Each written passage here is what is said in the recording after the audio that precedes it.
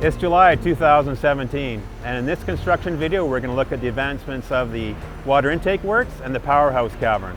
Though the first thing we're going to look at, and it's really the biggest milestone in the project to date, is the completion of all the underground rock excavations. We're very pleased and proud of this achievement. The tail race tunnel was fully excavated at the end of April, and the power tunnel was fully excavated at the end of June. We used a drone to capture this impressive project from the John Hart Dam, then moving down through the tunnels that travel 2.2 kilometers to the Campbell River. It really helps to put in perspective just how far this project has advanced. We'll start above the reservoir and move across the temporary coffer dam and the John Hart Dam.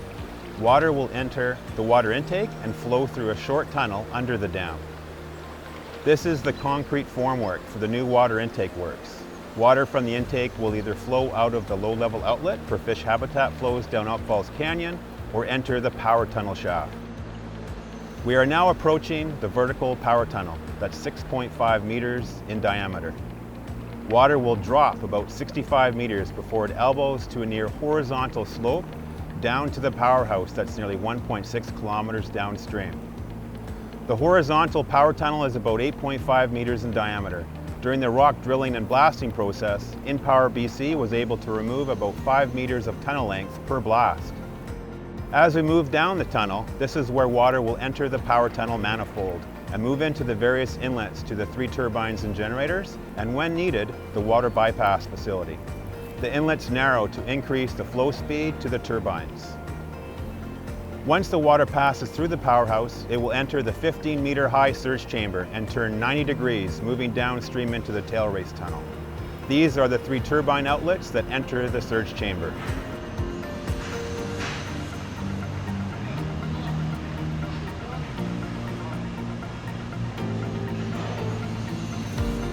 Now we're moving along the tail race tunnel, which is 10.7 meters high, and down to the metal stop logs where beyond, water will enter the Campbell River.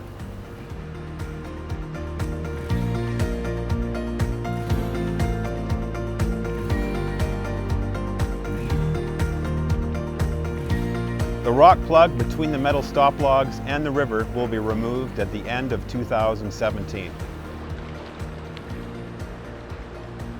Paul, InPower BC, which is SNC-Lavalin, and your subcontractors Aecon and Frontier Kemper, they started the rock removal process in January of 2015. Now 2.5 years later, that rock removal process is finished. Excellent work. Well, thank you, Stephen. It's a wonderful achievement and a huge milestone for the project as we keep on schedule. The crews who removed the rock underground through drilling and blasting have just left the site, and kudos to them for a job well done. And now we're continuing with our concrete placement at the John Hart Dam for the waterworks and a mechanical and electrical work in the powerhouse with the GE crews. We continue to be very pleased with the project.